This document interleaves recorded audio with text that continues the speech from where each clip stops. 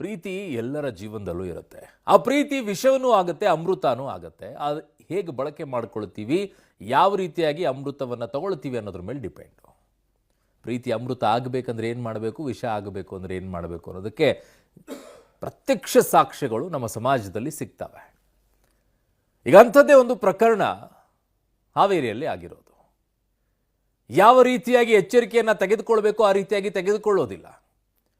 Blind ಆಗಿ ಪ್ರೀತಿಯನ್ನು ಮಾಡೋಕ್ಕೆ ಶುರು ಮಾಡ್ತಾರೆ. ಅದರ ಹಣೆ ಬರಹ ಆ್ಯಸಿಡ್ ಮುಖಕ್ಕೆ ಎರಚೋದು, ಇಲ್ಲ ಸಾಯೋದು, ಇಲ್ಲ ಹೊಡೆಯೋದು, ಇಂಥವೇನೇನೋ ಆಗುತ್ತೆ. ಹಾವೇರಿಯಲ್ಲಿ ಆಗಿರುವಂಥದ್ದು ಲವ್ ಜಿಹಾದ್ನ ಸದ್ದ ಅಂತ ಈಗ ಅನುಮಾನ ಬರ್ತಾ ಇದೆ. ಹುಸಿ ಪ್ರೀತಿಗೆ ಬಲಿಯಾದಳ ಅಂತ ನರ್ಸ್. ಪಾಪ ಅವ್ರ ಮನೇಲಿ ಏನು ಕನಸ್ಕೊಂಡಿದ್ರು ಆ ವಿಚಾರದಲ್ಲಿ. ಮಗಳ ಬಗ್ಗೆ, ಹೆಣ್ಮಗಳ ಬಗ್ಗೆ ಅನೇಕ ಕನಸ್ಕೊಂಡಿರ್ತಾರೆ. ಮನೆಗೆ ಮದುವೆ ಮಾಡಬೇಕು, ಕಳಿಸ್ಬೇಕು ಅಂಥೇಳಿ. ಈ ಲೋಫರ್ಸ್ಗಳು ಕೆಲವೊಂದಿಷ್ಟು ಮಾಡುವಂಥ ಹಲ್ಕಾ ಕೆಲಸದಿಂದಾಗಿ ತಂದೆ ತಾಯಿಗಳು ಜೀವನ ಪರ್ಯಂತ ಕೊರಗೋ ರೀತಿಯಲ್ಲಿ ಮಾಡಿಡ್ತಾರೆ. ಯೋಚನೆ ಮಾಡಬೇಕಾಗಿರೋದು ಆ ಹುಡುಗಿನೂ. ಅವಳು ಇನ್ಯಾವ ಯೋಚನೆ ಮಾಡಿದ್ಲು? ಕೊಲೆ ಮಾಡಿ ಉಸಿರುಗಟ್ಟಿಸ್ತಾರೆ. ಕೊಲೆ ಮಾಡಿ ಕಾರ್ನಲ್ಲಿ ಹಾಕ್ಕೊಂಡು ತುಂಗಭದ್ರಾ ನದಿಯಲ್ಲಿ ಶವವನ್ನು ಎಸಿತಾರೆ ಈ ಪಾಪಿಗಳು. ಎಂಥ ಮನಸ್ಥಿತಿ ಇರಬೇಕು ನೋಡಿ ಅವರದ್ದು. ಪ್ರೀತಿ ಮಾಡಿದ ಮೇಲೆ ಚೆನ್ನಾಗಿರು ನೀನು, ಅವಳು ಬೇಡ ಅಂದ್ರೂ ದೂರ ಇರು, ಚೆನ್ನಾಗಿರು ಆಯಿತು ಅಂತ ಹೇಳಬೇಕು. ಅದನ್ನು ಬಿಟ್ಟು ನನಗೆ ಸಿಕ್ಕಿಲ್ಲ ಅಂದರೆ ಸಾಯಿಸೇ ಬಿಡೋದು ಅನ್ನುವಂಥ ಮಾನಸಿಕತೆ ಇದೆಯಲ್ಲ, ಏನದೇನು ಕೋಳಿನ ಕುರಿನ ಹಲಾಲ್ ಮಾಡೋರಿಕೆ. ನದಿಯಲ್ಲಿ ಅಪರಿಚಿತ ಮೃತದೇಹ ಪತ್ತೆಯಾಗತ್ತೆ. ಈಗ ಪೊಲೀಸರ ಬಗ್ಗೆ ಅನುಮಾನ ಬರ್ತಾ ಇರುವಂಥದ್ದು ಈ ವಿಚಾರದಲ್ಲಿ. ತರಾತುರಿಯಲ್ಲಿ ಪೊಲೀಸರು ಅಂತ್ಯ ಸಂಸ್ಕಾರ ಮಾಡ್ತಾರೆ. ಅವ್ರಿಗೆ ಗೊತ್ತಾಗತ್ತೆ ಪೋಸ್ಟ್ ಮಾರ್ಟಮ್ ಅಲ್ಲಿ ಇದು ಮರ್ಡರ್ ಆಗಿದೆ ಅಂತ ಹೇಳಿ. ಪೋಸ್ಟ್ ಮಾರ್ಟಮ್ ಅಲ್ಲಿ ಮರ್ಡರ್ ಆದ ನಂತರವೂ ಸಹ ಅಂತ್ಯ ಸಂಸ್ಕಾರವನ್ನ ಮಾಡಿಬಿಡ್ತಾರೆ ತರಾತುರಿಯಲ್ಲಿ. ಯಾಕೆ? ಮಾರ್ಚ್ 7ಕ್ಕೆ ಸ್ವಾತಿ ಪೋಷಕರಿಂದ ಈಗ ನಾಪತ್ತೆ ಕೇಸ್ ಕೂಡ ದಾಖಲಾಗಿರುತ್ತೆ. ಹುಡುಕ್ತಾರೆ, 1-2 ದಿನನೋ 3 ದಿನ ಎಲ್ಲೋ ಹೋಗಿದ್ದಾರೆ ಏನೋ ಅಂತ ಹೇಳಿ. ಬಟ್ ಕೊನೆಯದಾಗಿ ಅವ್ರು ನಾಪತ್ತೆ ಕೇಸ್ ದಾಖಲು ಮಾಡ್ತಾರೆ. ಅಷ್ಟೊತ್ತಿಗೇನೆ ಬೆಳಕಿಗೆ ಬರುವಂಥದ್ದು ಇದು. ಪೋಷಕರಿಗೆ ಮೃತದೇಹದ ಫೋಟೋವನ್ನು ಪೊಲೀಸರು ತೋರಿಸ್ತಾರೆ. ಆಗ ಗೊತ್ತಿಡಿತಾರೆ ಅವರು, ಇದು ನನ್ನ ಮಗಳೇ ಅಂತ ಹೇಳಿ ಕಣ್ಣೀರಿಡ್ತಾರೆ. ಯಾಕೆ ಕೊಲೆ ಆಯಿತು? ಯಾಕೆ ಕೊಲೆ ಆಯಿತು? ಪ್ರೀತಿ ಮಾಡಿದ್ದು. ಅಥವಾ ಅವಳು ಮಾಡಿದ್ಲೋ ಮಾಡಲಿಲ್ವೋ, ನೀನು ಪ್ರೀತಿ ಮಾಡು ಅಂತ ಹೇಳಿ ಗಂಟು ಬಿದ್ದಿದ್ನು, ಅವಳು ಇಲ್ಲ ಅಂದಿದ್ದಕ್ಕೆ ಏನಾದರೂ ಕೊಲೆ ಆಯಿತು. ಅಥವಾ ಇಬ್ಬರು ಕೂಡ ಪ್ರೀತಿ ಮಾಡ್ತಾ ಇದ್ರು. ಜಸ್ಟಿಸ್ ಫಾರ್ ಸ್ವಾತಿ ಅನ್ನುವಂಥ ಕ್ಯಾಂಪೇನ್ ಈಗ ಜೋರಾಗ್ತಾ ಇದೆ. ಹಾವೇರಿಯಲ್ಲಿ ನಡೆದಿರೋದು.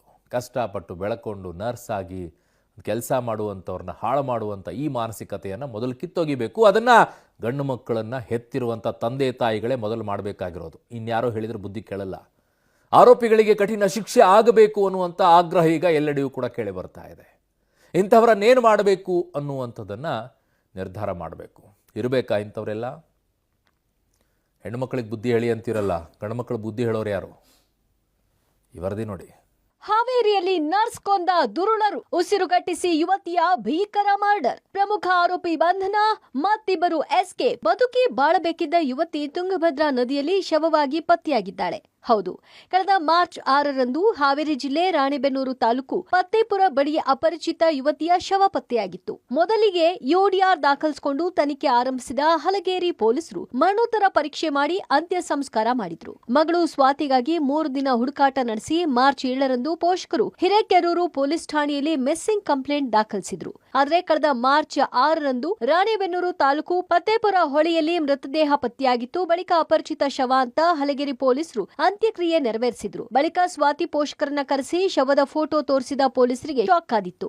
ಶವದ ಮೇಲಿನ ಬಟ್ಟೆ ನೋಡಿ ಅದು ನಮ್ಮ ಮಗಳೇ ಅಂತ ಸ್ವಾತಿ ಪೋಷಕರು ಗುರುತು ಪತ್ತೆ ಹಚ್ಚಿದ್ರು. ಮಗಳ ಸಾವಿಗೆ ನ್ಯಾಯ ಸಿಗಬೇಕು ಅಂತ ತಾಯಿ ಶಶಿರೇಖಾ ಕಣ್ಣೀರಿಟ್ರು. ಅವ್ರು ಯಾರು ಏನ ಮಾಡಿದ್ರು ಸರ್, ಶಿಕ್ಷೆ ಆಗ್ಬೇಕ್ರು ಸರ್. ಎಂತಾರಾಗ್ಲಿ ಅವರು ಆ ಹೆಣ್ಮಕ್ಳಿಗೆ ಈ ಥರ ಮಾಡಬಾರ್ದು ಸರ್.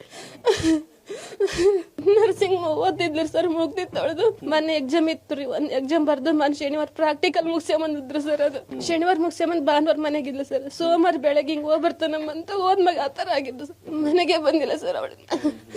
ಮದುವೆ ವಿಚಾರಕ್ಕೆ ಸ್ವಾತಿ ನಯಾಜ್ ಗಲಾಟೆ. ಮೂವರು ಸ್ನೇಹಿತರ ಜೊತೆಗೂಡಿ ಪ್ರಿಯತಮೆ ಕೊಲೆ. ಕಾರಿನ ಡಿಕ್ಕಿಯಲ್ಲಿ ಶವವಿಟ್ಟು ನದಿಗೆ ಎಸೆದ ಪಾಪಿಗಳು. ಆದರೆ ಮರಣೋತ್ತರ ಪರೀಕ್ಷೆಯಲ್ಲಿ ಯುವತಿಯನ್ನ ಯಾರೋ ಕೊಲೆ ಮಾಡಿರೋದು ಗೊತ್ತಾಗಿತ್ತು.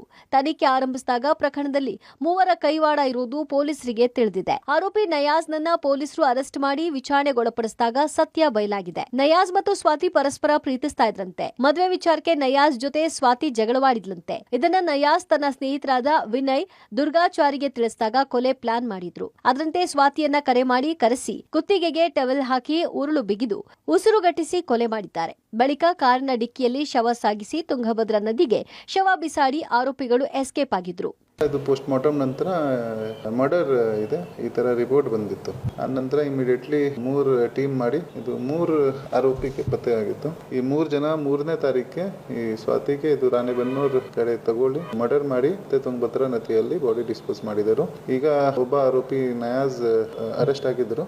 ಇನ್ನಿಬ್ರು ಜನ ಅಬ್ಸ್ಕಾಂಡಿಂಗ್ ಇದ್ದಾರೆ. 2 ಟೀಮ್ ಮಾಡಿದೆ. ಅವನಿಗೆ ಬೇಗ ಅರೆಸ್ಟ್ ಮಾಡಿ ಜೇಸಿ. ಜಸ್ಟಿಸ್ ಫಾರ್ ಸ್ವಾತಿ ಅಭಿಯಾನ. ಆರೋಪಿಗಳಿಗೆ ಕಠಿಣ ಶಿಕ್ಷೆ ನೀಡುವಂತೆ ಆಗ್ರಹ. ಇನ್ನು ಹಿಂದೂ ಯುವತಿ ಹತ್ಯೆ ಖಂಡಿಸಿ ಜಸ್ಟಿಸ್ ಫಾರ್ ಸ್ವಾತಿ ಅಂತ ಸಾಮಾಜಿಕ ಜಾಲತಾಣದಲ್ಲಿ ಅಭಿಯಾನವನ್ನ ಆರಂಭಿಸಲಾಗಿತ್ತು. ಸ್ವಾತಿ ಹಂತಕರನ್ನ ಪತ್ತೆ ಹಚ್ಚಿ ಆರೋಪಿಗಳಿಗೆ ಶಿಕ್ಷೆ ಕೊಡಿಸಬೇಕು ಅಂತ ಆಗ್ರಹಿಸಿ ಸ್ಥಳೀಯರು ಪ್ರತಿಭಟನೆಯನ್ನ ನಡೆಸಿದ್ರು. ಇಲ್ಲಿಂದ ಅವಳು ದಾವಣಗೆರೆಗೆ ಕೆಲಸಕ್ಕಂತ ಹೋಗಿರ್ತಾಳೆ. ಆ ಹೋದಂತ ಸಂದರ್ಭದಲ್ಲಿ ಸೋಮವಾರ ಅವಳಿಗೆ ಮಧ್ಯಾಹ್ನದವರೆಗೂ ಅವಳ ಫೋನ್ ಕರೆ ಬರ್ತಾ ಇತ್ತು. 3 ಗಂಟೆಗೆ ಅವಳ ಫೋನ್ ಸ್ವಿಚ್ ಆಫ್ ಆಗಿದೆ. ಫ್ರೆಂಡ್ಸ್ ಜೊತೆಗೆ ಹೋಗ್ತಾಳ ಅಂತ ಹೇಳಿ ಅವರು 2-3 ದಿನ ಲೇಟ್ ಮಾಡಿದ್ದಾರೆ. ಆ ಲೇಟ್ ಆದಂತ ಸಂದರ್ಭದಲ್ಲಿ ಈ ಒಂದು ಪ್ರಕರಣ ನಡೆದಿದೆ. ಈ ಪ್ರಕರಣಕ್ಕೆ ಸಂಬಂಧಿಸಿದಂತೆ ಯಾರೇ ಅಪರಾಧಿಗಳಾಗಿರ್ಲಿ ಅವ್ರಿಗೆ ಕಠಿಣ ಶಿಕ್ಷೆಯನ್ನ ಕೊಡಬೇಕು. ಸ್ವಾತಿಗೆ ನ್ಯಾಯವನ್ನ ದೊರಕಿಸಿಕೊಡ್ಬೇಕಂತ ಎಲ್ಲ ಊರ ನಾಗರಿಕರ ಪರವಾಗಿ ನಾ ಕೇಳ್ಕೊಳ್ತಾ ಇದ್ದೀನಿ. ಯಾರೇ ಅಪರಾಧಿಗಳಾಗಲಿ ಅವರಿಗೆ ಕಠಿಣವಾದ ಶಿಕ್ಷೆ ಕೊಟ್ಟು ಅವ್ರಿಗೆ ಗಲ್ ಶಿಕ್ಷೆ ಕೊಡ್ಬೇಕಂತ ನಮ್ಮ ಅಪೇಕ್ಷೆ ಐತೆ ನೋಡ್ರಿ. ನಮ್ಮ ಮಗಳಿಗೆ ಆದ ಪರಿಸ್ಥಿತಿ ಬೇರೆ ಹೆಣ್ಣು ಮಕ್ಕಳಿಗೆ ಆಗಬಾರ್ದು ಅನ್ನೋದೇ ನಮ್ಮ ಉದ್ದೇಶ. ನಾವು ಮಿಸ್ಸಿಂಗ್ ಕಂಪ್ಲೇಂಟ್ ಕೊಟ್ಟ ಮ್ಯಾಗ ಅವ್ರು ಬಂದು ನಮ್ಮನ್ನು ವಿಚಾರ ಮಾಡಿದಾಗ ಇನ್ವೆಸ್ಟಿಗೇಷನ್ ಮಾಡ್ರಿ ಅಂತಂದ್ರು. ಆವಾಗ ಬಂದು ನೋಡಿದಾಗ ಅದು ಗ್ಯಾರಂಟಿ ಆಯ್ತು. ಪೊಲೀಸರು ಅವ್ರ ಬಗ್ಗೆ ಯಾರೇ ಅಪರಾಧಿಗಳಾಗಲಿ ಅವ್ನಿಗೆ ಕಠಿಣವಾದ ಶಿಕ್ಷೆ ಕೊಟ್ಟು ಅವ್ನಿಗೆ ಮರ್ಡರ್ ಮಾಡಿಸ್ಬೇಕು ಅನ್ನೋದು ನಮ್ಮೆಲ್ಲರ, ನಮ್ಮ ಸಮಾಜದ, ನಮ್ಮ ಊರ ನಾಗರಿಕರ ಅಭಿಪ್ರಾಯ ಆಗಿದೆ. ಸದ್ಯ ಪ್ರಕರಣ ಸಂಬಂಧ ಪ್ರಮುಖ ಆರೋಪಿ ನಯಾಜ್ನನ್ನ ಪೊಲೀಸರು ಬಂಧಿಸಿ ವಿಚಾರಣೆ ನಡೆಸುತ್ತಿದ್ದಾರೆ. ಮತ್ತಿಬ್ಬರು ತಲೆಮರೆಸಿಕೊಂಡಿದ್ದು ಶೋಧ ಕಾರ್ಯ ನಡೆಸಲಾಗುತ್ತಿದೆ. ಪೊಲೀಸ್ ತನಿಖೆಯಿಂದ ಮತ್ತಷ್ಟು ಸ್ಫೋಟಕ ಸತ್ಯಗಳು ಹೊರಬರಬೇಕಿದೆ. Fakirayya, public TV, Haveri.